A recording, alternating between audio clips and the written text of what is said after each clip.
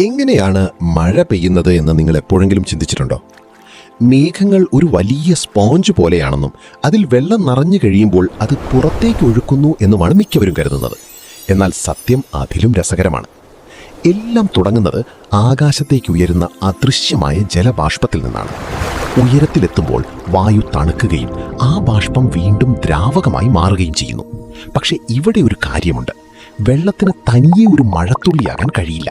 അതിനൊരു വിത്ത്, സീഡ് ആവശ്യമാണ്. നമ്മുടെ അന്തരീക്ഷത്തിൽ പൊടിപടലങ്ങൾ, പുക അല്ലെങ്കിൽ കടലിലെ ഉപ്പ് എന്നിങ്ങനെ കോടിക്കണക്കിന് സൂക്ഷ്മ കണങ്ങൾ ഒഴുകി നടക്കുന്നുണ്ട്. ജലബാഷ്പം ഈ കണങ്ങളിൽ ഒട്ടിപ്പിടിക്കുകയും അങ്ങനെ ഒരു ചെറിയ തുള്ളി രൂപപ്പെടുകയും ചെയ്യുന്നു. എന്നാൽ ഈ തുള്ളികൾക്ക് ഭാരം വളരെ കുറവായതുകൊണ്ട് അവ വായുവിൽ ഒഴുകി നടക്കും. ഇതാണ് നമ്മൾ മേഘങ്ങളായി കാണുന്നത്. ഇവ മഴയായി താഴേക്ക് വീഴണമെങ്കിൽ ഇവയ്ക്ക് ഭാരം കൂടണം. ഇതിനായി ഈ തുള്ളികൾ തമ്മിൽ കൂട്ടിയിടിക്കുകയും ഒന്നുചേരുകയും ചെയ്യുന്നു. ഇങ്ങനെ ദശലക്ഷക്കണക്കിന് തവണ ആവർത്തിക്കുമ്പോൾ അവ വലിയ തുള്ളികളായി മാറുന്നു. അന്തരീക്ഷത്തിലെ വായുവിന് താങ്ങാൻ കഴിയാത്തത്ര ഭാരം ഈ തുള്ളികൾക്ക് ലഭിക്കുമ്പോൾ ഗുരുത്വാകർഷണം അവയെ താഴേക്ക് വലിക്കുന്നു.